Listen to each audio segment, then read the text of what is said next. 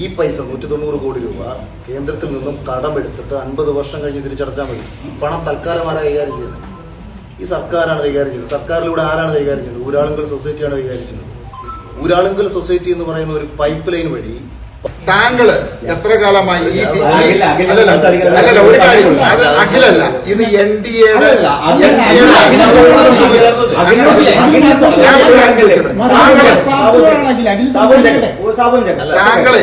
താങ്കള് എത്ര കാലമായി ഇപ്പോഴത്തെ ജോലി തുടങ്ങിയിട്ട്?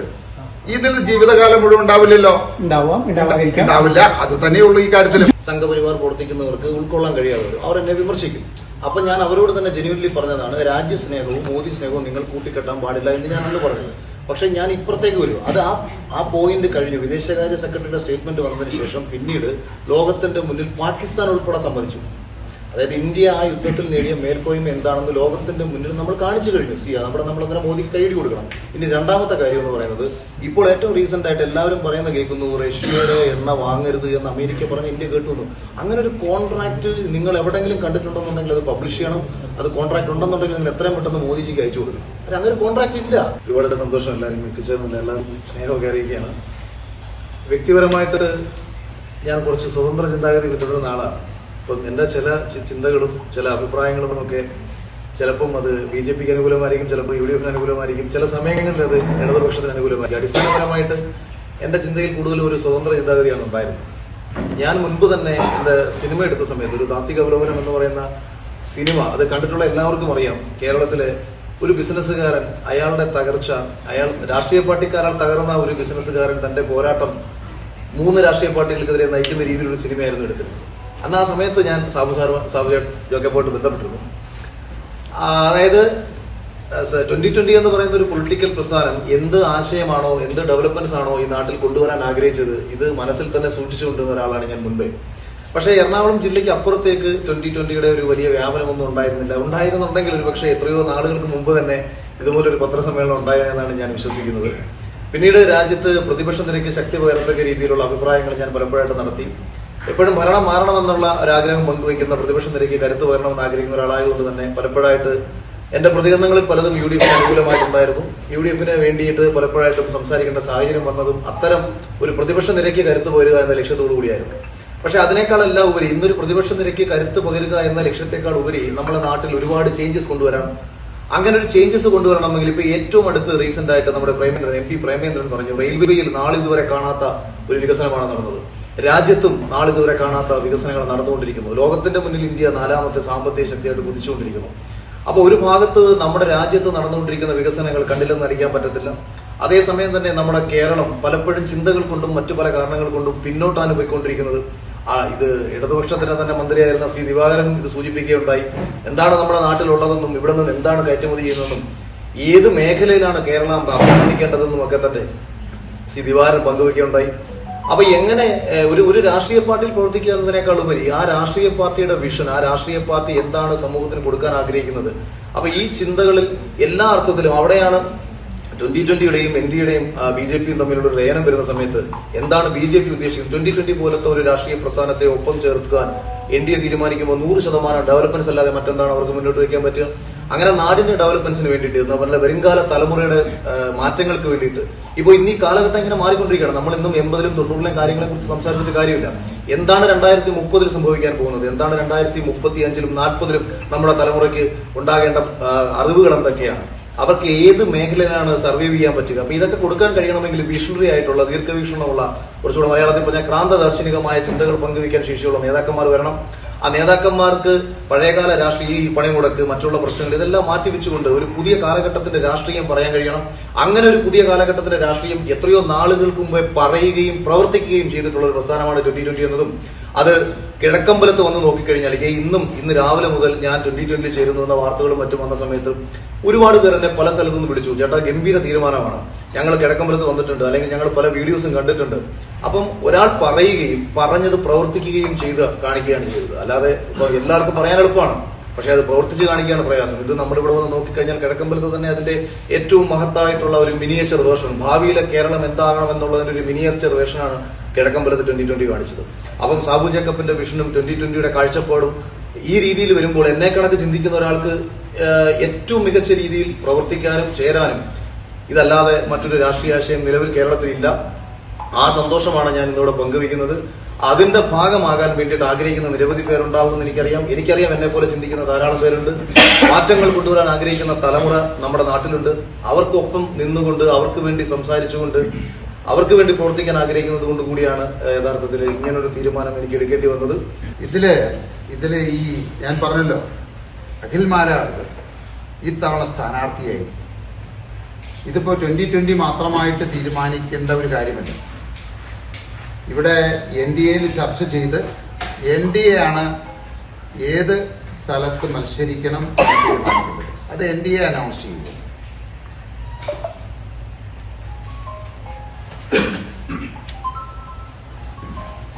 അഖിൽമാരാർ നേരത്തെ സംഘനഭാവം പലയിടത്തും പ്രകടിപ്പിച്ചു എന്നുള്ള രീതിയിൽ വിമർശനം ഉണ്ടായിരുന്നു. സോഷ്യൽ മീഡിയയിലടക്കം അങ്ങനെ ഉണ്ടായിരുന്നു.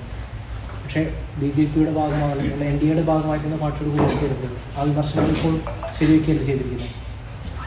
അല്ല, അങ്ങനല്ല. ഞാൻ രാജ്യത്തിന് അനുകൂലമായി സംസാരിച്ച സമയത്തൊക്കെ എന്നെ സംഖ്യയാക്കുകയാണ് ചെയ്തത്. അതായത് ശരികൾ സംസാരിക്കുന്ന സമയത്ത് സംഖ്യയാകുന്ന ഒരു കുഴപ്പമുള്ളൂ.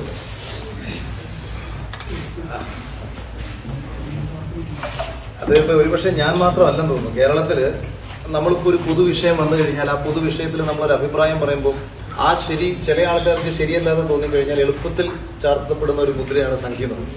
അങ്ങനെ പലപ്പോഴായിട്ട് എനിക്ക് സംഖ്യ വിളി കേൾക്കേണ്ടി വന്നിട്ടുണ്ട്. എനിക്ക് തോന്നുന്നത് ഞാൻ കോൺഗ്രസുമായി ബന്ധപ്പെട്ട് പ്രവർത്തിക്കുമ്പോഴും അവരുടെ പരിപാടിയിൽ പങ്കെടുക്കുമ്പോഴും ഞാൻ സംഖ്യയാണെന്നുള്ള വിളികൾ കേൾക്കേണ്ടി വന്നിട്ടുണ്ട്. പക്ഷേ വിഷയത്തിന്റെ മെറിറ്റിലാണ് എല്ലായ്പ്പോഴും സംസാരിച്ചിട്ടുള്ളത്. നാളെയും അങ്ങനെ തന്നെ ആയിരിക്കും സംസാരിക്കുന്നത്.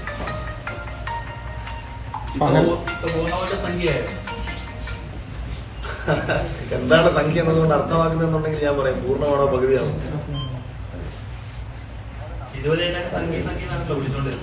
അഖിൽമാരാണെന്നാണ് വിളിച്ചോണ്ടിരുന്നത്.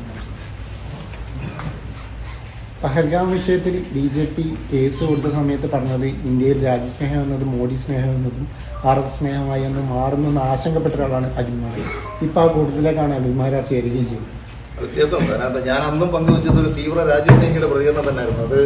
അത് മനസ്സിലാക്കാൻ അന്ന് കുറച്ച് നമ്മുടെ കേരളത്തിലുള്ള സംഘപരിവാറിന്റെ ആൾക്കാർക്ക് മനസ്സിലാക്കാൻ പറ്റാതെ പോയി. എന്ന് വെച്ചാൽ ഞാൻ ആഗ്രഹിച്ചത് ഇന്ത്യ പാകിസ്ഥാനെ അടിച്ചില്ലാതാക്കുമെന്നുള്ളതാണ്. പെട്ടെന്നൊരു സുപ്രഭാതത്തിൽ നമ്മൾ അതിൽ നിന്ന് പിന്തിരിഞ്ഞപ്പോൾ അത് ഒരു വൈകാരികമായിട്ടാണ് ഞാൻ എടുത്തത്. ഒരുപക്ഷെ അതിന് പല കാരണങ്ങളുണ്ടാവും. എന്താണ് പാകിസ്ഥാൻ നമ്മളുമായി ചർച്ച നടത്തിയെന്നുള്ളത് പെട്ടെന്ന് വൈകുന്നേരം ഒരു വാർത്ത കേൾക്കുന്ന സമയത്ത് ഉണ്ടായ ഒരു മാനസിക വിഷമം. അതായത് ഇന്ത്യ പാകിസ്ഥാനെ തകർക്കുമെന്ന് ആഗ്രഹിച്ചിരുന്ന ഒരുവന് പെട്ടെന്ന് ഇന്ത്യ പിന്മാറി എന്ന് തോന്നിയതിലെ വിഷമമാണ് സത്യസന്ധമായി പറഞ്ഞാൽ പങ്കുവച്ചത്. പക്ഷെ പിന്നീട് അമേരിക്ക എന്താണ് ഇന്ത്യയുടെ അടുത്തേക്ക് വരുന്നത്, ഈ ഏറ്റവും റീസെന്റ് ആയിട്ട് നമ്മൾ കാണുന്നത് ലോകത്തിന്റെ മുന്നിൽ ഇന്ത്യ എന്താണ് തങ്ങളുടെ നിലപാടിൽ ഉറച്ചതെന്നുള്ളതാണ്. ഇപ്പോൾ മോദിജി തന്നെ ഒരു തവണ പോലും US-ഉമായിട്ടുള്ള ബന്ധങ്ങളിൽ വളരെ സ്ട്രിക്റ്റ് നിലപാടാണ് സ്വീകരിച്ചത്. അവിടെ ഞാൻ അന്ന് താരതമ്യം ചെയ്ത് അതായിരുന്നു. കാര്യം ഇന്ത്യ ഒരു രാജ്യത്തിന്റെ മുന്നിലും തലകുനിക്കാൻ പാടില്ല. ഒരു രാജ്യവും പറയുന്ന കേട്ട് പ്രവർത്തിക്കുന്ന ഒരു രാജ്യമായിട്ട് ഇന്ത്യ മാറരുത് എന്നുള്ള ഒരു രാജ്യസ്നേഹിയുടെ അഭിപ്രായമാണ് ഞാൻ അവിടെ പങ്കുവച്ചത്. അതേ അഭിപ്രായം എനിക്ക് മാറ്റേണ്ട ഒരു പ്രശ്നം വന്നിട്ടില്ല. കാരണം നിങ്ങൾ നോക്കൂ, എന്താണ് US-ഉമായിട്ട് ഇന്ത്യ പിന്നീട് എടുത്ത നിലപാട്. US എന്ത് പറഞ്ഞാലും ഇവിടെ തീരുമാനിക്കുന്നത് ഇവിടെ തീരുമാനിക്കത്തുള്ളൂ എന്നെടുത്തു. അവസാനം US ഇങ്ങോട്ട് വരികയാണ്. നിലവിൽ അതൊക്കെ മാറ്റി US പറഞ്ഞ പോലെ നമ്മൾ ചെയ്തിട്ടില്ലല്ലോ. ആ 20% നിന്ന് 18% കുറയ്ക്കുകയല്ലേ ചെയ്തത്. അത് അവർ റഷ്യയുടെ കോൺട്രാക്ട് കാണിച്ചല്ലോ. അല്ല, അവര് കുറച്ചതല്ലേ. നമ്മൾ എണ്ണ വാങ്ങുന്നതിൽ ട്രംപ് അല്ലേ കാര്യങ്ങൾ തീരുമാനിച്ചത്. അന്ന് നമ്മൾ പഹൽഗാം വിഷയത്തിൽ മോഡി പറഞ്ഞത് കേട്ടു എന്നായിരുന്നു അഖിൽമാരാറിന്റെ ട്രംപ് പറഞ്ഞത് കേട്ടു എന്നായിരുന്നു അഖിൽമാരാറിന്റെ വിമർശനം. എന്നിട്ട് അവസാന വരിയായിട്ട് അഖിൽമാരാർ പറഞ്ഞത് ഇവിടെ രാജ്യത്തെ വിമർശിച്ചാൽ അല്ലെങ്കിൽ മോഡിയെ വിമർശിച്ചാൽ രാജ്യ വിമർശനമായി മാറുന്ന ഒരു സാഹചര്യം ഇവിടെ ഉണ്ട് എന്നാണ് അഖിൽമാരാർ അന്ന് ആശങ്കപ്പെട്ടത്. 100% ആ ആശങ്ക ഇപ്പോഴും ഇല്ലേ? ഞാൻ ആ പറഞ്ഞത് ആ കോൺടാക്സ്റ്റ് നിങ്ങൾ മനസ്സിലാക്കും. അതായത് ഞാൻ അന്ന് പറഞ്ഞത് അമേരിക്കയുടെ ഇടപെടലിനെ തുടർന്നാണോ ഇന്ത്യ പിന്മാറിയത് എന്നുള്ള എന്റെ വൈകാരികമായിട്ടുള്ളൊരു സംശയമാണ്. സ്വാഭാവികമായിട്ടും നമ്മുടെ നാട്ടിലെ സംഘപരിവാർ പ്രവർത്തിക്കുന്നവർക്ക് ഉൾക്കൊള്ളാൻ കഴിയാതെ വരും. അവർ എന്നെ വിമർശിക്കും. അപ്പൊ ഞാൻ അവരോട് തന്നെ ജെന്യുവൻലി പറഞ്ഞതാണ്, രാജ്യസ്നേഹവും മോദി സ്നേഹവും നിങ്ങൾ കൂട്ടിക്കെട്ടാൻ പാടില്ല എന്ന് ഞാൻ അന്ന് പറഞ്ഞത്. പക്ഷെ ഞാൻ ഇപ്പുറത്തേക്ക് വരും. അത് ആ പോയിന്റ് കഴിഞ്ഞു. വിദേശകാര്യ സെക്രട്ടറിയുടെ സ്റ്റേറ്റ്മെന്റ് വന്നതിന് ശേഷം പിന്നീട് ലോകത്തിന്റെ മുന്നിൽ പാകിസ്ഥാൻ ഉൾപ്പെടെ സമ്മതിച്ചു. അതായത് ഇന്ത്യ ആ യുദ്ധത്തിൽ നേടിയ മേൽക്കോയ്മ എന്താണെന്ന് ലോകത്തിന്റെ മുന്നിൽ നമ്മൾ കാണിച്ചു കഴിഞ്ഞു. നമ്മളങ്ങനെ മോദിക്ക് കൈയടി കൊടുക്കണം. ഇനി രണ്ടാമത്തെ കാര്യം എന്ന് പറയുന്നത്, ഇപ്പോൾ ഏറ്റവും റീസെന്റ് ആയിട്ട് എല്ലാവരും പറയുന്ന കേൾക്കുന്നു, റഷ്യയുടെ എണ്ണ വാങ്ങരുത് എന്ന് അമേരിക്ക പറഞ്ഞ് ഇന്ത്യ കേട്ടുന്നു. അങ്ങനെ ഒരു കോൺട്രാക്ട് നിങ്ങൾ എവിടെയെങ്കിലും കണ്ടിട്ടുണ്ടെന്നുണ്ടെങ്കിൽ അത് പബ്ലിഷ് ചെയ്യണം. അത് കോൺട്രാക്ട് ഉണ്ടെന്നുണ്ടെങ്കിൽ നിങ്ങൾ എത്രയും പെട്ടെന്ന് മോദിജിക്ക് അയച്ചു കൊടുക്കണം. അങ്ങനെ ഒരു കോൺട്രാക്ട് ഇല്ല. ഇല്ലാത്ത കാര്യത്തെ കുറിച്ചിട്ട് പൊളിറ്റിക്കലി വരുന്ന ആരോപണത്തിന് നമുക്ക് എങ്ങനെ മറുപടി പറയാൻ പറ്റും? അത് അങ്ങനെ ഒരു കാര്യം, അതായത് റഷ്യയിൽ നിന്ന് എണ്ണ വാങ്ങാൻ പാടില്ലാതെ എവിടെയാണ്, ഏത് പേപ്പറാണ് പബ്ലിഷ് ചെയ്തിരിക്കുന്നത്? ആരാണ് പറഞ്ഞിരിക്കുന്നത്? ഇന്ത്യൻ പ്രധാനമന്ത്രി പറഞ്ഞോ? വിദേശകാര്യമന്ത്രി പറഞ്ഞോ? ഇത് തെറ്റായിട്ട് വ്യാഖ്യാനിക്കുകയാണ്. കാരണം നമുക്ക് കിട്ടിയിരിക്കുന്ന ഈ പറയുന്ന അമേരിക്കൻ ട്രേഡ് അഗ്രിമെന്റ് എന്ന് പറയുന്നത് ജപ്പാനും അല്ലെങ്കിൽ യൂറോപ്യൻ രാജ്യങ്ങൾക്ക് ഒരു രാജ്യങ്ങൾക്കും ലഭിക്കാത്ത ഒരു ആനുകൂല്യമാണ് ഇന്ത്യക്ക് ലഭിച്ചിരിക്കുന്നത്. വ്യവസായിയായ എനിക്കറിയാം ആ കാര്യത്തില് എത്രമാത്രം ബൂസ്റ്റ് ഇപ്പൊ ഈ പറയുന്ന തീരുമാനം ഉണ്ടായതിനു ശേഷം ടെക്സ്റ്റൈൽ മേഖലകൾ, ഞാൻ ഉൾപ്പെട്ട ടെക്സ്റ്റൈൽ മേഖലകളില് അതിന്റെ ഡിമാൻഡ് 10 ഇരട്ടിയായി വർദ്ധിച്ചു എന്നുള്ളതാണത്. അമേരിക്കൻ ബയേഴ്സ് ക്യൂ നിൽക്കുകയാണ് ഇപ്പോൾ ഓരോ കാര്യത്തിനും വേണ്ടിയിട്ട്, ഞങ്ങളെപ്പോലെയുള്ള ആളുകളുടെ അടുത്ത്. അപ്പൊ അത് ആ ഒരു തീരുമാനം മോശമായിരുന്നെങ്കിൽ അങ്ങനെ നിൽക്കുമോ അത്? അപ്പൊ ഇന്ത്യയുടെ എക്കോണമി വളരുന്നത് 89 ബില്യൺ ഡോളേഴ്സിൽ നിന്ന് 500 ബില്യൺ ഡോളറായിട്ട് വളർന്ന ഒരു എഗ്രിമെന്റ് പ്രധാനമന്ത്രി മോഡിജിക്ക് ചെയ്യാൻ പറ്റിയെങ്കിൽ അതിനെ അപ്രിഷിയേറ്റ് ചെയ്യണം. നമ്മൾ അതിനെ ചെറുതായിട്ട് കാണുകയല്ല വേണ്ടത്. നമ്മള് ഇന്ത്യ എന്നും ഇതുപോലെ എങ്ങനെ 6ാം സ്ഥാനത്ത് നിന്ന ഇന്ത്യ 4ാം സ്ഥാനത്തായി 10 വർഷം കൊണ്ട്, എങ്ങനെ ജർമ്മനിയെയും ജപ്പാനെയും അതിജീവിച്ച് 4ാം സ്ഥാനത്തേക്ക് വന്നു. ഈ രീതിയിൽ വളർന്നു കഴിഞ്ഞാൽ ഇപ്പൊ EU എഗ്രിമെന്റും അമേരിക്കൻ എഗ്രിമെന്റും പ്രാബല്യത്തിലായി കഴിഞ്ഞാൽ അടുത്ത 5 വർഷത്തിനുള്ളിൽ ഇന്ത്യ ഒരുപക്ഷെ 2ാം സ്ഥാനത്തേക്ക് ഉയരും. അതല്ലേ നമ്മൾ നോക്കേണ്ടത്? അതിനെ കുറ്റപ്പെടുത്തി അതിന്റെ കാരണങ്ങൾ കണ്ടുപിടിച്ച് നമ്മൾ അതിനെ തെറ്റായിട്ട് വ്യാഖ്യാനിക്കുകയാണ് ചെയ്യുന്നത്. ടെക്സ്റ്റൈൽസ് മേഖലയിൽ തന്നെ ബംഗ്ലാദേശിൽ 0 താരിഫാണ് അമേരിക്ക. അതാണ് നിങ്ങൾക്ക് പല കാര്യങ്ങളും അറിയില്ല. ഇതിനകത്ത് ആ എഗ്രിമെന്റിൽ ഒരു ഹിഡൻ അജണ്ടയുണ്ട്. അവിടെ 0 ടാരിഫ് കിട്ടണമെങ്കിൽ അമേരിക്കയുടെ കോട്ടൺ പൂർണ്ണമായിട്ട് ഉപയോഗിക്കണം എന്ന് പറഞ്ഞു കഴിഞ്ഞാൽ 25-26% അവര് വില കൂടും. 18% കുറച്ച് കിട്ടി 26% വില കൂടിയ എന്തായിരിക്കും? അത് മാത്രമല്ല, ബംഗ്ലാദേശിന് ഈ കോട്ടൺ കിട്ടിയാൽ അതിനെ നൂലാക്കാനോ തുണിയാക്കാനോ അതിനെ ഫാബ്രിക് ആക്കി പ്രോസസ് ചെയ്യാനോ ആയിട്ടുള്ള സാങ്കേതിക വിദ്യ ഇല്ല. അവര് മേടിക്കുന്നത് ഇന്ത്യയിൽ നിന്നും ചൈനയിൽ നിന്നും ഫാബ്രിക്കാണ് മേടിക്കുന്നത്. അപ്പൊ അവർക്ക് ചെയ്യാൻ പറ്റാത്ത, പട്ടിക്ക് മുഴുവൻ തേങ്ങ കിട്ടിയ മാതിരിയാണത്. ഒരു പ്രയോജനം ഉണ്ടാകാൻ പോകുന്നില്ല, ഒരു വ്യത്യാസം, ഒരു ചലനം ഉണ്ടാക്കാൻ പോകുന്നില്ല. അത് ഇന്ത്യൻ ബിസിനസിനെ ബാധിക്കുകയുമില്ല. അതൊക്കെ ആളുകൾക്ക് അതിനെപ്പറ്റി ടെക്നിക്കലായിട്ട് അറിയില്ലാത്തത് കൊണ്ട് പറയുന്നതാണ്. മാർക്കറ്റ് തന്നെ, ഷെയർ മാർക്കറ്റ് തന്നെ ഒരു ഒറ്റ ഫോൺ കോളിൽ, അതായത് അമേരിക്കയും ഇന്ത്യയും തമ്മിലുള്ള ഡീല് നടക്കാൻ പോകുന്നു എന്ന് പറയുന്ന ഒരു ഒറ്റ ഫോൺ കോളിൽ 1000 പോയിന്റാണ് നിഫ്റ്റി കയറിയത്. ഞാൻ ട്രേഡ് ചെയ്യുന്ന ഒരാളാണ്, എനിക്കത് അറിയാം. ഇപ്പൊ കിറ്റെക്സ് ഒക്കെ ഞാൻ വർഷങ്ങൾ കൊണ്ട് ട്രേഡ് ചെയ്യുന്നതാണ്. കിറ്റെക്സിൽ എന്ത് മാറ്റമാണ് സംഭവിച്ചത് നമുക്കറിയാം. അപ്പം ഈ നോക്കി 2 ലക്ഷം രൂപ ഒരു ഓപ്ഷൻസിൽ ട്രേഡ് ചെയ്തിട്ട് പിറ്റേ ദിവസം 70 ലക്ഷം രൂപ എടുത്തൊരു സുഹൃത്ത് എനിക്കുണ്ട്. അപ്പൊ അത് എന്താ സംഭവിച്ചതെന്ന് വെച്ചാൽ വെറും ഒരൊറ്റ ഫോൺ കോളിൽ ഇത്രയധികം സാമ്പത്തിക രംഗത്തൊരു കുതിച്ചാട്ടം ഉണ്ടാക്കാൻ പറ്റുന്നുണ്ടെങ്കിൽ ഒഫീഷ്യലി ഈ ട്രേഡ് ഡീൽ വന്നു കഴിയുമ്പോഴത്തേക്ക് ഉണ്ടാവാൻ പോകുന്ന മാറ്റം വലുതാണ്. പിന്നെ അത് ആ ഒരു ഡീല് വന്നു കഴിഞ്ഞാൽ ആ ഡീലിനകത്തുള്ള പ്രശ്നങ്ങളെ കുറിച്ച് നമുക്ക് ചർച്ച ചെയ്യാം. അല്ലാതെ നമ്മൾ ഈ അവ്യക്തമായ കാര്യങ്ങളെ കുറിച്ച് കേരളത്തില് 2020 പോലത്തെ ഒരു രാഷ്ട്രീയ പാർട്ടി ജോയിൻ ചെയ്യാമെന്ന് എന്നോട് ചോദിച്ചാൽ എനിക്കെന്തായാലും രാജ്യത്തെ ഒരു ട്രേഡ് ഡീലൊന്നും തിരുത്താനുള്ള ശേഷിയില്ല. കൊട്ടാരക്കരയിലോ അല്ലെങ്കിൽ കൊല്ലം ജില്ലയിലോ ഏതെങ്കിലും നിയോജക മണ്ഡലത്തെ റെപ്രസെന്റ് ചെയ്യാൻ കഴിഞ്ഞു കഴിഞ്ഞാൽ ആ നിയോജക മണ്ഡലത്തിന് വേണ്ടിയിട്ട് നിയമസഭയിൽ മറ്റാരേക്കാളും ഉച്ചത്തിൽ എന്റെ ശബ്ദം ഉയർന്നു കേൾക്കുമെന്നതിനപ്പുറത്തേക്ക് തൽക്കാലം വലിയ വാഗ്ദാനങ്ങളൊന്നും തരാൻ പറ്റത്തില്ല. താങ്കൾക്ക് ഏത് ഘട്ടത്തിലാണ് താങ്കൾ മറ്റൊരാളുടെ കയ്യിൽ നിന്ന് സഹായം സ്വീകരിക്കുക? മറ്റൊരാളാണോ? ഞാൻ ചോദിച്ചത് താങ്കളെന്ന് പറയുന്ന വ്യക്തിക്ക് ഞാൻ ചോദിക്കുന്നത് കേന്ദ്രത്തിൽ നമ്മൾ നികുതി കൊടുക്കുന്നില്ലേ? നമ്മൾ ഇന്ത്യൻ പൗരനല്ലേ? ദേശീയ ദുരന്തമായി പ്രഖ്യാപിക്കുന്നതിന്റെ അന്യനായ ആളാണോ കേന്ദ്രം? അത് വ്യത്യാസമുണ്ട്.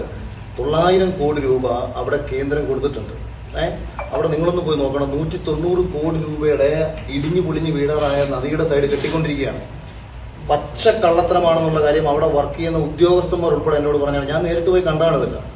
ഈ 190 കോടി ഇനിയും ഇടിയാൻ സാധ്യതയുള്ള, ഇനിയും പൊളിയാൻ സാധ്യതയുള്ള ഒരു പ്രദേശത്ത് കേന്ദ്രത്തിന്റെ കയ്യിൽ നിന്ന് കടമെടുത്തുകൊണ്ട് 50 വർഷം കഴിഞ്ഞ് തിരിച്ചടച്ചാൽ മതി. 50 വർഷം കഴിഞ്ഞ് പെട്ടെന്ന് അടയ്ക്കും. ഈ പൈസ ആരെങ്കിലും വരുന്നത് കേന്ദ്രം കടമാണല്ലോ. ഈ പൈസ 190 കോടി രൂപ കേന്ദ്രത്തിൽ നിന്നും കടമെടുത്തിട്ട് 50 വർഷം കഴിഞ്ഞ് തിരിച്ചടച്ചാൽ മതി. ഈ പണം തൽക്കാലം ആരാണ് കൈകാര്യം ചെയ്യുന്നത്? ഈ സർക്കാരാണ് കൈകാര്യം ചെയ്യുന്നത്. സർക്കാരിലൂടെ ആരാണ് കൈകാര്യം ചെയ്യുന്നത്? ഊരാളുങ്കൽ സൊസൈറ്റിയാണ് കൈകാര്യം ചെയ്യുന്നത്. ഊരാളുങ്കൽ സൊസൈറ്റി എന്ന് പറയുന്ന ഒരു പൈപ്പ് ലൈൻ വഴി പാർട്ടിക്ക് വേണ്ട ഫണ്ട് കൊണ്ടുവരാനുള്ള പദ്ധതികളാണ് ഇവരുടെ പല കാര്യങ്ങളും. അതാ ഞാൻ പറഞ്ഞത്. ഇപ്പൊ നമുക്ക് ശരിയാണ്, നമുക്ക് ഒരു പ്രശ്നം വന്നു, നമ്മുടെ കയ്യിൽ പൈസയില്ല, സ്വാഭാവികമായിട്ട് നമ്മൾ മറ്റൊരാളുടെ സഹായം ചോദിക്കും. ഇപ്പം വയനാട്ടിലെ പ്രശ്നം പരിഹരിക്കാൻ പൈസയില്ല, തീർച്ചയായിട്ടും കേന്ദ്രം കൊടുക്കണം. നമുക്ക് എല്ലാവർക്കും ഇറങ്ങി കേന്ദ്രത്തോട് ചോദിക്കാം. 760 കോടി രൂപ ഞാൻ കൊടുത്തു, 1 ലക്ഷം. അപ്പൊ 760 കോടി രൂപ ജനത്തിന്റെ കയ്യിൽ നിന്ന് പിരിച്ചു വെച്ചതിന് ശേഷം അവിടെ എന്ത് ചെയ്തു എന്നൊരു ചോദ്യം ചോദിക്കുമ്പോൾ കേന്ദ്രം തന്നില്ല എന്നുള്ള മറുപടിയാണോ പറയേണ്ടത്? എന്ത് നിങ്ങൾ ചെയ്തു എന്നതിനുള്ള ചോദ്യം നിങ്ങൾ ചോദിക്കുക. കേന്ദ്രവും അവിടെ വിമർശിക്കപ്പെടേണ്ട. ഞാൻ പറഞ്ഞത് കേന്ദ്രം ഇവിടെ 29 സംസ്ഥാനങ്ങളെ മൊത്തത്തിൽ നോക്കിക്കണ്ടാണ് ചെയ്യുന്നത്. ഇവിടെ നമ്മളുടെ ജനങ്ങളുടെ കയ്യിൽ നിന്നും പൊതുജനങ്ങളുടെ കയ്യിൽ നിന്നും പിരിച്ച പണം സർക്കാർ ഖജനാവിലെ പൈസയല്ല. ജനങ്ങളോടൊരു മുഖ്യമന്ത്രി വന്ന് ദുരന്തമുണ്ടായതിന്റെ പിറ്റേ ദിവസം പണം ആവശ്യപ്പെട്ട് പിരിച്ചെടുത്ത പണം ജനങ്ങൾക്ക് വേണ്ടി ചെയ്തു വയ്ക്കും. വർഷം എത്രയായി? ഒരു വീട് എന്തിനാണ് അവിടെ ടൗൺഷിപ്പ് പോലെ അവിടുത്തെ ജനങ്ങൾ ആവശ്യപ്പെട്ടിട്ട് വെക്കുന്നതാണോ? അപ്പൊ ഞങ്ങളുടെ സ്മാരകമായി ഒരു ദുരന്തം വരുന്ന സമയത്ത് ഇവിടെ ഞങ്ങളെ ഒരു സ്മാരകം കിടക്കണം. ഈ പാവപ്പെട്ടവന്റെ ദൈന്യത ഭാവിയിൽ പാർട്ടിയുടെ സ്മാരകമായിട്ട് അവിടെ നിലനിർത്തണം. അല്ലാതെ അവിടുത്തെ ജനത്തിന് 50 ലക്ഷം രൂപ കൊടുത്താൽ അവൻ ഇഷ്ടപ്പെട്ട സ്ഥലം വീടും മേടിച്ച് അവൻ സുഖമായിട്ട് ജീവിക്കും. അപ്പൊ ഈ പഞ്ചാബും ഹിമാചൽ പ്രദേശ് അടക്കമുള്ള സംസ്ഥാനങ്ങൾക്ക് കേന്ദ്രം പണം കൊടുക്കുന്നു. അപ്പൊ അവരുടെ സ്ഥിതി എന്താ? അപ്പൊ ഇതേ മാനദണ്ഡം അവർക്കും ഞാൻ വീണ്ടും ആവർത്തിച്ച് ഞാൻ പറഞ്ഞു. ഒന്ന്, ഇത് നിയമസഭാ തെരഞ്ഞെടുപ്പ് നടക്കുന്ന സമയത്ത് കേരളത്തിലെ പ്രശ്നങ്ങൾ ചർച്ച ചെയ്യാം. നിങ്ങൾ എപ്പോഴും ഉത്തരേന്ത്യയിൽ പോകാതിരിക്കും. കേന്ദ്രം അനുവദിച്ച പണത്തെ കുറിച്ചാണ് നമ്മൾ സംസാരിക്കുന്നത്. ഞാൻ പറഞ്ഞല്ലോ, കേരളത്തിനോട് ഒരു നിലപാട്, അതേസമയം മറ്റൊരു നിലപാട് എടുക്കുന്നു. അപ്പൊ പറയുന്നത് നിയമസഭാ തെരഞ്ഞെടുപ്പ് ആയതുകൊണ്ട് മറ്റ് സംസ്ഥാനങ്ങളിൽ ചർച്ച ചെയ്യേണ്ടതാണോ പറയുന്നത്? ഇന്നത്തെ ഈ ചടങ്ങ് അഖിൽ മാരാർ എന്ന വ്യക്തി ഈ 2020 പാർട്ടിയിലേക്ക് ചേരുന്നതുമായിട്ടാണ് ഈ വാർത്താ സമ്മേളനം.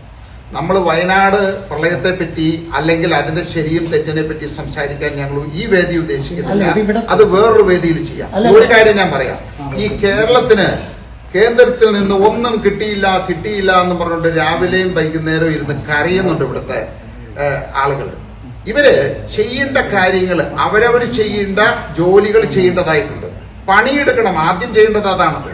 അല്ലാതെ വെറുതെ ഇരുന്നിട്ട് ജനങ്ങളുടെ പൈസ കട്ടും മോഷ്ടിച്ചും പുട്ടടിച്ചിട്ട് കേന്ദ്രം കൊണ്ടുപോയി തരണമെന്ന് പറഞ്ഞു കഴിഞ്ഞാൽ ആരെങ്കിലും തരുമോ? ഏതെങ്കിലും പദ്ധതികള് നിങ്ങളിപ്പോ ഇവിടെ ഗവൺമെന്റിനെ വിട്, ഈ LDF ഗവൺമെന്റ് മാറ്റി നിർത്ത്. ശാസ്ത്രീയമായിട്ട് പഠിച്ച് കേരളത്തിന് വേണ്ട ശാസ്ത്രീയമായിട്ട് പഠിക്കണം. അല്ലാതെ വെറുതെ വെള്ളപ്പേപ്പറിൽ എഴുതിയിട്ട് AKG സെന്ററിൽ നിന്ന് കൊണ്ടുപോയി കൊടുത്താൽ പോരാ. ശാസ്ത്രീയമായി പഠിച്ചിട്ട് അതിനെ വിശകലനം ചെയ്ത് ഏത് ഡെവലപ്മെന്റ് പദ്ധതിയും നിങ്ങൾ കൊണ്ടുപോവാ. ഇവിടെ നടപ്പിലാക്കി തരാം, കേന്ദ്രം തരും. അതിന് പകരം വെള്ളപ്പേപ്പറിൽ എഴുതിയിട്ട് ഇവർക്ക് തട്ടിപ്പ് നടത്താനും കിട്ടിയ കാശ് വന്നിട്ട് പുട്ടടിച്ചിട്ടും വീണ്ടും കാശ് വേണം, ഞങ്ങൾക്ക് കടമെടുത്ത് ഞങ്ങൾ നടത്താൻ, ഞങ്ങൾക്ക് പണിയെടുക്കാൻ പറ്റില്ല എന്ന് പറഞ്ഞാൽ നടക്കില്ല. അധ്വാനിക്കണം. ഇത്രേ കാര്യമുള്ളൂ ഇതിനകത്ത്. അതുകൊണ്ട് വയനാട് ദുരന്തവുമായി ബന്ധപ്പെട്ട് ഇപ്പോൾ പലതരത്തിലുള്ള രാഷ്ട്രീയ ആരോപണങ്ങൾ ഉയരുന്നുണ്ട്. അത് CPM പറയുന്നുണ്ട്, സർക്കാർ പറയുന്നുണ്ട്. പക്ഷേ കേരളത്തിലെ ഹൈക്കോടതി കേന്ദ്ര സർക്കാരോട് പറഞ്ഞു വലിയ മനോഭാവം കാണിക്കരുത്. അത് കോടതിയോട് ചോദിക്കേണ്ട ചോദ്യമാണ്. ഹൈക്കോടതി പറഞ്ഞതിന് അഭിപ്രായം പറയുന്നത് ഞാനല്ല. ഇദ്ദേഹം പറഞ്ഞല്ലോ 50 ലക്ഷം രൂപ വെച്ച് പറഞ്ഞത് പുട്ടടിക്കുന്നു ഈ പൈസ അല്ല, ഈ പൈസ കോടതിയാണ്, നിഷ്പക്ഷ സംവിധാനമാണ്. ആയിക്കോട്ടെ, ഞാൻ ചോദിക്കുന്നത് നിങ്ങൾ എന്നെ തീർക്കാമായിരുന്നു. അവിടുത്തെ ദുരിതബാധിതരുടെ കടം എഴുതി തള്ളാൻ തയ്യാറാകണമെന്ന് കോടതി പലവട്ടം കടം എഴുതി തള്ളുന്നതിന് മുമ്പേ ആവശ്യമില്ല. ഇത് ഇവർക്ക്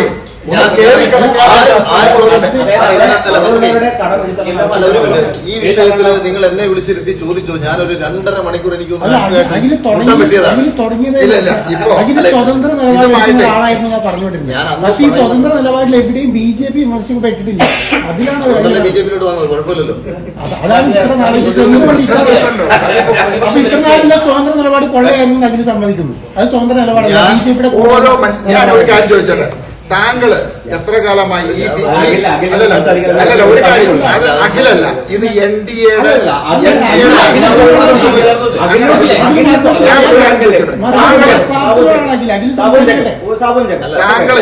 താങ്കള് എത്ര കാലമായി ഇപ്പോഴത്തെ ജോലി തുടങ്ങിയിട്ട്? ഇതിൽ ജീവിതകാലം മുഴുവൻ ഉണ്ടാവില്ലല്ലോ. ഉണ്ടാവില്ല. അത് തന്നെയുള്ളൂ ഈ കാര്യത്തിൽ. ഓരോരോ സാഹചര്യങ്ങൾ അനുസരിച്ച് രാഷ്ട്രീയ പാർട്ടി മാറാനോ തീരുമാനങ്ങൾ മാറാനോ ആശയങ്ങൾ മാറാനോ അവർക്ക് അധികാരമുണ്ട്. അവരത് ചെയ്തോളൂ.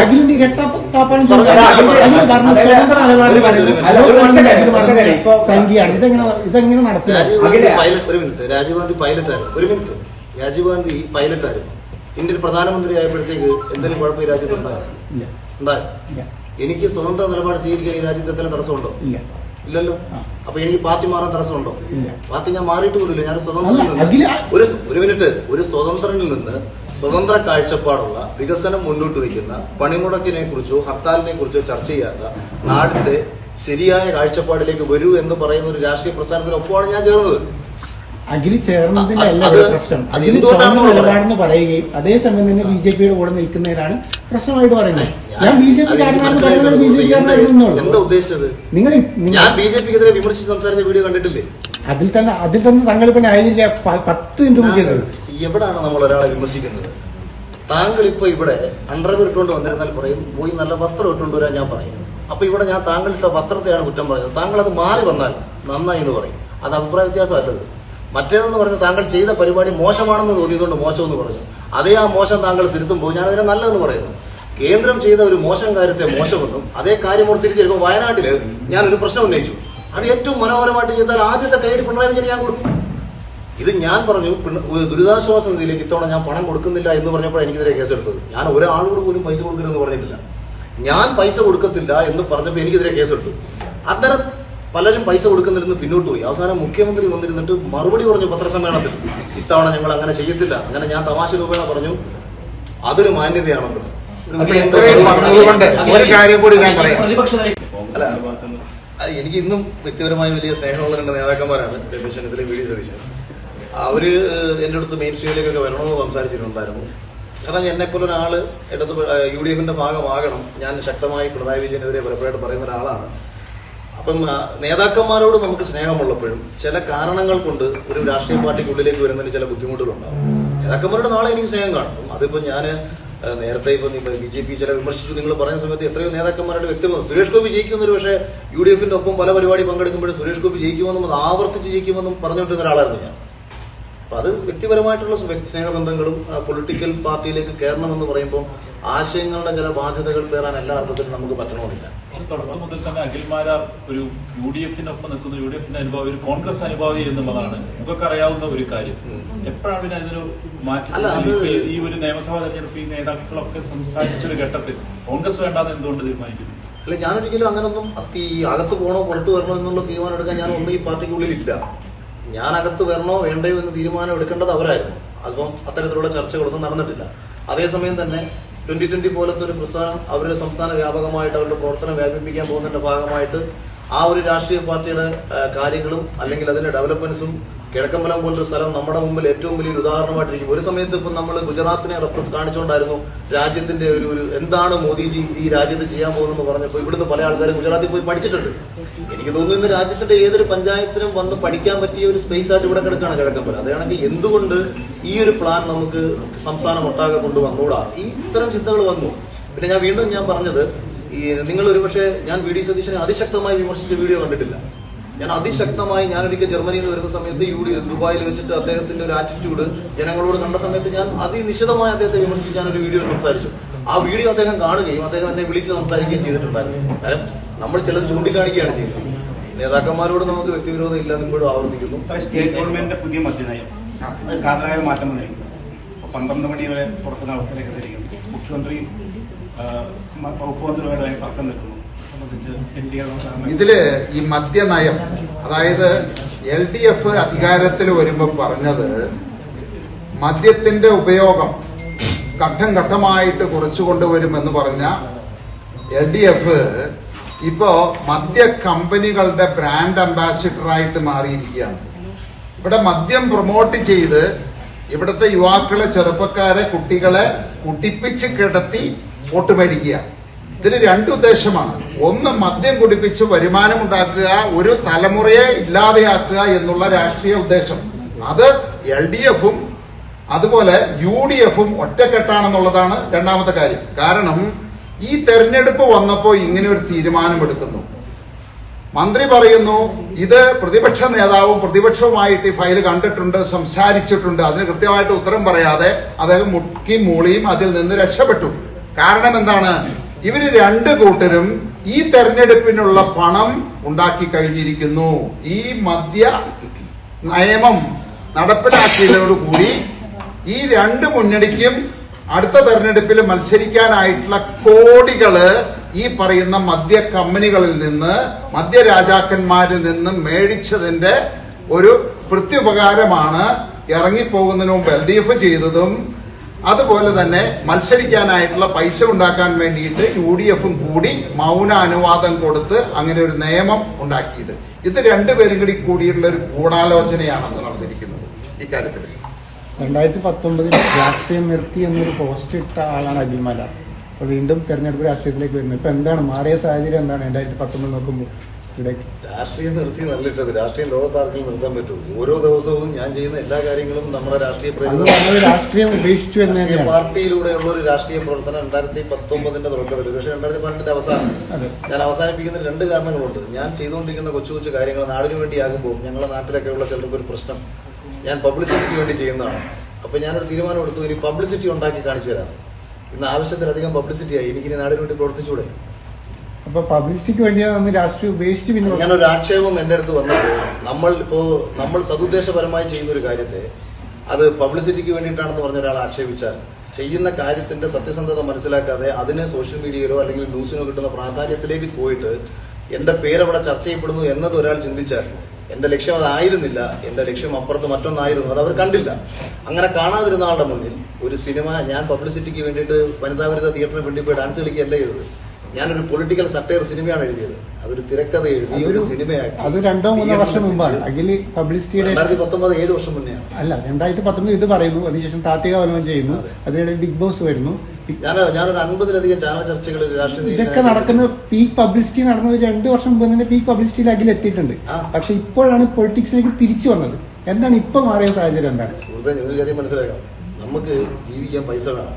ഞാൻ ബിഗ് ബോസിൽ നിന്ന് ഇറങ്ങി പിറ്റേ ദിവസം വന്ന് പാർട്ടി ചേരാൻ വേണ്ടിയിട്ട് തലയ്ക്ക് വെളിവില്ലാത്തൊരുത്തനല്ല ഞാൻ. ആദ്യം എനിക്ക് എൻ്റെ 2 ഭാര്യയും 2 മക്കളും അടങ്ങുന്ന ഒരു കുടുംബത്തെ സുരക്ഷിതരാക്കണം. എനിക്ക് ആ സമയത്ത് എനിക്ക് ജോജുവിന്റെ പണി എന്ന് പറയുന്ന സിനിമയിൽ എന്നെ സംവിധായകനായിട്ട് അദ്ദേഹം ഒപ്പം ചേർത്താണ് വിളിക്കുന്നത്. അതിൽ വളരെ പ്രധാനപ്പെട്ട ഒരു കഥാപാത്രം എന്നെ അഭിനയിക്കാൻ വേണ്ടി വിളിക്കുമ്പോഴും ഞാൻ പറഞ്ഞത്, ഒരു സിനിമയ്ക്ക് പിന്നാലെ 6 മാസം കളഞ്ഞു കഴിഞ്ഞാൽ എനിക്ക് വീടില്ല, ഒന്നുമില്ലാത്തിരുന്നൊരവസ്ഥയിലാണ് ഞാൻ ബിഗ് ബോസിൽ പോകുന്നത്. അപ്പം ആത്മഹത്യയുടെ മുന്നിൽ നിന്നൊരു ജീവിതത്തിൽ നിന്ന് ഞാൻ ബിഗ് ബോസ് പോലത്തെ ഒരു പ്ലാറ്റ്ഫോമിൽ പോകുന്നു. അവിടെ നിന്ന് കിട്ടിയ ഒരു കൺവേർഷൻ ഞാൻ ഉപയോഗിക്കുന്ന സമയത്തും ദുരിതാശ്വാസ നിധി, വയനാട്ടിലെ ദുരിതാശ്വാസ നിധി ഉൾപ്പെടെ പിണറായി വിജയന്റെ ഭാഗത്തുനിന്ന് വന്ന എല്ലാ തെറ്റുകൾക്കെതിരെയും അതിശക്തമായി പ്രതികരിച്ച ഒരാളാണ് ഞാൻ. ഒരു പക്ഷേ യൂത്ത് കോൺഗ്രസിന്റെ ഒരു നേതാവ് പോലും അല്ലെങ്കിൽ യുവമോർച്ചയുടെ ഒരു നേതാവ് പോലും പിണറായി വിജയനെ തെമ്മാടിയെന്ന് ഒരു പദം ഉപയോഗിച്ച് സംസാരിച്ച് കാണത്തില്ല. ഞാൻ പരസ്യമായിട്ട് അദ്ദേഹത്തിനെ പറഞ്ഞ, അത് റെജി ലൂക്കോസ് ആണെന്ന് ചോദിക്കുമ്പോഴും ഞാൻ പറയുന്നുണ്ട്, തെമ്മാടിത്തരം കാണിക്കുന്ന ഒരു മുഖ്യമന്ത്രിയെ മറ്റെന്ത് പദം ഉപയോഗിച്ച് വിശേഷിപ്പിക്കാൻ പറ്റുമെന്ന് പറഞ്ഞ ഒരാളാണ് ഞാൻ. അങ്ങനെ നിൽക്കുന്ന സമയത്തും ഞാൻ ഇപ്പുറത്ത് മറ്റൊരു മേഖലയിലാണ് നിൽക്കുന്നത്. അവിടെ നഷ്ടങ്ങൾ ഉണ്ടാവുമെന്ന് ഞാൻ നോക്കിയില്ല. ഇന്നും വയനാട്ടിൽ ടൗൺഷിപ്പ് പൂർത്തിയാക്കിയിട്ടില്ല. അതാരും ചോദിക്കുന്നില്ല. 760 കോടി രൂപ പിരിച്ച് കൈവച്ചേക്കാണ്. വർഷം 2 കഴിഞ്ഞു. അപ്പൊ ഇത് ജനകീയ വിഷയങ്ങൾ, പ്രളയത്തിന് 5000 കോടി രൂപ പിരിച്ചു. എന്തെല്ലാം ജനകീയ വിഷയങ്ങളുണ്ട്. ഈ 5000 വയനാട് പ്രളയം ദേശീയ ദുരന്തമായി പ്രഖ്യാപിക്കാത്തവർ കേന്ദ്ര സർക്കാരിന്റെ കൂടെ എന്തിനാണ് ദേശീയ ദുരന്തമായിട്ട് പ്രഖ്യാപിക്കുന്നത്? 760 കോടിയിൽ ഒരു 150 കോടി മുടക്കിയാൽ മതി. അത് ബാക്കി പൈസ എടുത്ത് കട്ടോട്ടെ, ഇതെങ്കിലും ചെയ്തുകൂടെ? അത്തരത്തിലൊരു ആവശ്യം നമുക്ക് ഇല്ലാന്നാണ് പറയുന്നത്. എന്തിനാണ് സുഹൃത്തെ നമ്മുടെ കയ്യിൽ പൈസ ഇരിക്കുമ്പോൾ വേറെ കേന്ദ്രത്തിന്റെ പൈസ നമ്മുടെ പൈസ തന്നെയല്ലേ? വേറെ പൈസയാണ്. അതാ ഞാൻ ചോദിച്ചത്. ഇത് പറഞ്ഞു ഈ ദുരിതാശ്വാസത്തെ പറ്റി ഇപ്പൊ ഒരുപാട് കാര്യങ്ങൾ പറഞ്ഞല്ലോ. ഞാന് മുഖ്യമന്ത്രിയും ഞാനും പങ്കെടുത്ത, അതായത് പ്രളയമുണ്ടായപ്പോ അമേരിക്കയിൽ വെച്ച്, ന്യൂയോർക്കിൽ വെച്ചിട്ടൊരു സമ്മേളനം, അവിടുത്തെ എല്ലാ അസോസിയേഷനും, മലയാളി അസോസിയേഷനെ വെച്ചിട്ട് അവിടെ വെച്ചൊരു മീറ്റിംഗ് നടത്തിയുണ്ടായി. അന്ന് അവിടെ കൂടിയ മലയാളികൾ മൊത്തമായിട്ട് പറഞ്ഞത്, കേരളത്തിന് എന്ത് ആവശ്യമുണ്ടോ ഞങ്ങൾ സഹായിക്കാൻ തയ്യാറാണ്.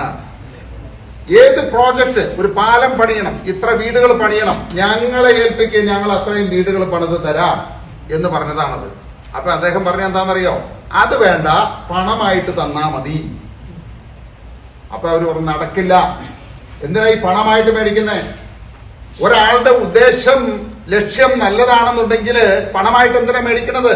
പ്രളയത്തിൽ വീട് നഷ്ടപ്പെട്ടവർക്ക് മൊത്തമായിട്ട് വീട് പണിയാം, റോഡുകൾ ഞങ്ങൾ പണിയാം, പാലങ്ങൾ ഞങ്ങൾ പണിയാം എന്ന് പറഞ്ഞപ്പോ ഞാനുണ്ട് ആ മീറ്റിംഗില്. അന്നേരം അദ്ദേഹം രണ്ടാമത് മറുപടി പ്രസംഗത്തിൽ പറഞ്ഞു, പോരാ, പണം എന്റെ അക്കൗണ്ടിട്ട് വരണം, മുഖ്യമന്ത്രിയുടെ അക്കൗണ്ടിട്ട് വരണം, സാധ്യമല്ല എന്ന് പറഞ്ഞു. അവർ നടത്തിയില്ല. ഇത് തന്നെയാണ് തട്ടിപ്പ് എന്ന് പറയുന്നത്. അതുകൊണ്ട് തന്നെയാണ് ഈ പറയുന്ന വയനാടിലും എല്ലായിടത്തും ജനങ്ങള്, ഇവിടെ കേന്ദ്രത്തിന്റെയും വേണ്ട, ഒരാളുടെയും സഹായം വേണ്ട, കേരളത്തിലെ ആളുകൾ സഹായിക്കാൻ തയ്യാറാണ്. സത്യസന്ധമായിരിക്കണം, അവരുടെ നിലപാടുകൾ സത്യസന്ധമായിരിക്കണം. എന്താ ചോദിച്ചത്? ഒരു മുഖ്യമന്ത്രിയുടെ അക്കൗണ്ടിലേക്ക് പണം വരിക എന്ന് പറയുന്നത് വ്യക്തിയുടെ അക്കൗണ്ടിലേക്കാണോ? അതൊരു ഫെഡറൽ സംവിധാനത്തിൽ ഒരു സംസ്ഥാനത്ത് അതല്ലേ ഒരു ഫെഡറൽ ഇതേ സമയത്ത് രീതി? കേന്ദ്ര സർക്കാരിന്റെ സംവിധാനം തെറ്റില്ല. സംവിധാനം ഞാൻ ഉത്തരം പറഞ്ഞോട്ടെ. നിങ്ങൾ ചോദ്യം ചോദിച്ചു ഉത്തരം പറയാതെ സമ്മതിക്കാതെ എന്ത് ചെയ്യാൻ പറ്റും? സംവിധാനങ്ങൾ തെറ്റില്ല. ആ മുഖ്യമന്ത്രി സത്യസന്ധമായിട്ട് ആ പണം വിനിയോഗിക്കണം. ആ വിശ്വാസം അമേരിക്കയിലുള്ള മലയാളികൾക്ക് ഒരു അസോസിയേഷനും ഇല്ലാത്തത് കൊണ്ടാണ് പണം തരില്ല എന്ന് പറഞ്ഞത് എന്നാണ് ഞാൻ പറഞ്ഞത്. അതേസമയം കേന്ദ്രത്തിന്റെ ദുരിതാശ്വാസ PM കേസ് ഓഡിറ്റബിൾ പോലും അല്ല. ഞാൻ ഒരു മിനിറ്റ് അല്ല ഇത് അല്ല, അത് ഒറ്റ വരിയിൽ ക്ലോസ് ചെയ്യാം. 24 ന്യൂസിൽ ജനകീയ കോടതിയിൽ ഞാൻ ഇതിനെല്ലാം കൃത്യം മറുപടി കൊടുത്തിട്ടുണ്ട്. ഇവിടെ തട്ടിപ്പാണെന്ന് പറഞ്ഞതും ലോകായുക്തയെ മാറ്റിയതും ഉൾപ്പെടെയുള്ള എല്ലാ വിഷയങ്ങളും പറഞ്ഞിട്ടുണ്ട്.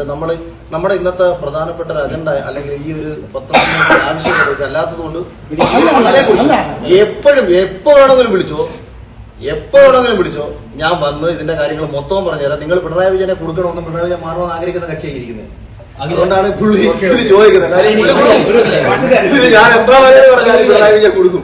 അത് ആത്മാർത്ഥമായി ആഗ്രഹിച്ച് പുള്ളിയെ ഈ ഭരണത്തിൽ മാറ്റാൻ ആഗ്രഹിക്കുന്ന സന്തോഷം. ഒരു മാസം മുൻപ് രമേശ് ചെന്നിത്തല സെൽഫി എടുത്ത ശേഷം അഖിൽ പോസ്റ്റ് ഇട്ടിരുന്നു. വൈഷ പോറ്റി വേണ്ടി കൊട്ടാരക്കരയിൽ തന്നെ കൊണ്ട് പറ്റുന്ന സഹായം ചെയ്യുന്നു തന്നെ എന്നാൽ കഴിയുന്ന സഹായങ്ങൾ ഞാൻ ചെയ്യും. രമേശ് ചെന്നിത്തലയുടെ കൂടെ കാണുന്ന സമയത്ത് ഐഷ പറ്റി തോപ്പിക്കുന്നു ഞാൻ എഴുതുന്നു. അല്ല, ഞാൻ ചോദിക്കുന്നത് പിന്നെ എന്തുകൊണ്ടാണ് പെട്ടെന്ന് ഈ പാർട്ടി മാറ്റം സ്ഥാനാർത്ഥി ചർച്ചകൾ പരാജയപ്പെട്ടുകൊണ്ടാണ് 2020 പ്രവേശിച്ചത്? ഒരു സ്ഥാനാർത്ഥി ചർച്ചയും അടിസ്ഥാനപരമായ ഒരിക്കലും ആരുമായിട്ട് നടത്തിയിട്ടില്ല. അതല്ല, ആശയപരമായ ചില തടസ്സങ്ങൾ ആക്ച്വലി എനിക്ക് കോൺഗ്രസിലുണ്ടായ എനിക്കറിയില്ല. അതൊന്നും അറിയില്ല. ഞാൻ പല വിഷയങ്ങളിൽ ഇപ്പൊ ഞാൻ SDF തള്ളി പറയുന്ന ആളാണ്, പോപ്പുലർ ഫ്രണ്ട് തള്ളി പറയുന്ന ആളാണ്, ജമാഅത്ത് ഇസ്ലാമി തള്ളി പറയുന്ന ആളാണ്. വ്യക്തിപരമായിട്ട് അല്ല, അത്രയ്ക്ക് ചെറിയ ചിന്താഗതിയുള്ള ആൾക്കാരൊന്നുമല്ല രമേശ് ചെന്നിത്തല വി ഡി സതീശനൊന്നും. നമ്മളപ്പോ അവരെ വിമർശിച്ചാലും പിണറായി വിജയന്റെ കൂട്ട് നമ്മളെ ആരെയും വെട്ടിക്കൊല്ലാനൊന്നും പറയത്തില്ല. അവർ സ്നേഹത്തോടെ വിളിക്കും, ഭക്ഷണം തരികയും ചെയ്യും. പക്ഷെ ഞാൻ പറഞ്ഞത് ആശയപരമായ ചില വിഷയങ്ങളിൽ പ്രത്യേകിച്ച് ഞാൻ പറഞ്ഞല്ലോ, ഇപ്പൊ ജമാഅത്ത് ഇസ്ലാമി നിലപാടിനെ എനിക്ക് തോന്നുന്നു ഞാൻ എന്റെ വാട്സപ്പ് എടുത്ത് കാണിക്കാം. ഞാൻ ജനുവരി 24-ാം തീയതി പ്രതിപക്ഷ നേതാവിന് ഞാനൊരു മെസ്സേജ് അയച്ചു. ആ മെസ്സേജ് ഞാൻ പറഞ്ഞ ഇങ്ങനെയാണ്: ജമാഅത്ത് ഇസ്ലാമിക്ക് വർഗീയതയില്ല, പഴയ വർഗീയതയില്ല എന്ന് അങ്ങ് പറയുമ്പോൾ അത് കോൺഗ്രസ് വിട്ട് BJP പോകുന്നവർക്ക് ഏറ്റവും വലിയൊരു ആയുധമായിട്ട് മാറാൻ സാധ്യതയുണ്ട്. കാരണം എല്ലാവരും പറയും RSSന് പഴയ വർഗീയതയില്ല എന്ന് പറയുന്നത് കോൺഗ്രസിന് ദോഷകരമാകും എന്ന് പറഞ്ഞ് ഞാൻ ജനുവരി 24-ാം തീയതി മെസ്സേജ് അയച്ചിട്ടുണ്ട്. അപ്പൊ ഇത് ആശയപരമായ ചില തടസ്സങ്ങൾ ഉണ്ടായേക്കാം. ഞാൻ ഒരിക്കലും രാഹുൽ ഗാന്ധി എന്ന് പറയുന്ന ഒരാളുടെ അനുകൂലിച്ച് ഞാൻ ഒരു പോസ്റ്റ് എഴുതിയിട്ടുമില്ല. ഞാൻ വ്യക്തിപരമായ നേതാക്കന്മാരുമായ സ്നേഹം, ഒരു സെലിബ്രിറ്റി എന്ന നിലയിൽ അവർ വിളിച്ച പരിപാടി, ഞാൻ വത്സന്തിലെങ്കിലും മാഷ് വിളിച്ച പരിപാടി പോയിട്ടില്ല. പ്രവർത്തിച്ച ഒരാൾക്ക് മോദിയുടെ പ്രവർത്തകരോടെല്ലാം വലിയ തരം സുഹൃത്തി സംസാരിക്കുന്ന ഒരാൾ പിന്നീട് BJP-യിലേക്ക് പോകാത്തത് ഒരു വർഷം കഴിഞ്ഞ യുവമോർച്ചയിൽ പ്രവർത്തിച്ചിട്ടുണ്ട് 2017. അതിനുശേഷം സിനിമയ്ക്ക് പിന്നാലെ പോയി. എന്റെ ഒരു അഭിപ്രായം ചോദിക്കാനായിരുന്നു. ഇപ്പൊ കേരള സ്റ്റോറി വലിയൊരു ചർച്ചയാവുന്നുണ്ട്. കേരളത്തിലെ സ്ത്രീകളെ അങ്ങനെ നിർബന്ധിച്ച് ബീഫ് കഴിപ്പിക്കുന്ന ഒരു സാഹചര്യമൊക്കെ കേരളത്തിലുണ്ടോ? എന്താണ് സാബുവും ജേക്കബില് ഇതില് NDAയുടെ വ്യക്താവായിട്ട് മറുപടി പറയേണ്ടത് അല്ല, NDAയുടെ ചെയർമാനും കൺവീനറുമാണ് പറയുന്നത്.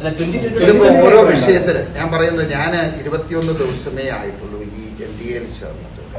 എനിക്ക് ഔദ്യോഗികമായിട്ട് അതിനൊരു മറുപടി കൊടുക്കാനായിട്ട് എനിക്ക് അധികാരമില്ല.